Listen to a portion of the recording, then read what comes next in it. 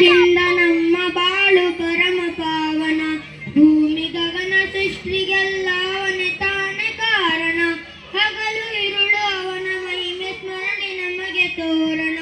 ಹಗಲು ಇರುಳು ಅವನ ಮಹಿಮೆ ಸ್ಮರಣೆ ನಮಗೆ ತೋರಣ. ಅಲ್ಲಾವಿನ ಕರುಣೆಯಿಂದ ಸಫಲ ನಮ್ಮ ಜೀವನ. ಅವನ ಧ್ಯಾನದಿಂದ ನಮ್ಮ ಬಾಳು ಪರಮ ಪಾವನ. ಭೂಮಿ ಗಗನ ಸೃಷ್ಟಿಗೆಲ್ಲ ಅವನೇ ತಾನೇ ಕಾರಣ. ಹಗಲು ಇರುಳು ಅವನ ಮಹಿಮೆ ಸ್ಮರಣೆ ನಮಗೆ ತೋರಣ.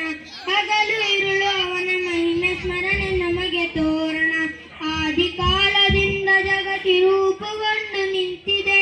ಎಲ್ಲ ಜನರ ಭಕ್ತಿಗಾಗಿ ಕಾಪ ಎದ್ದು ನಿಂತಿದೆ. ಸತ್ಯ ಶಾಂತಿ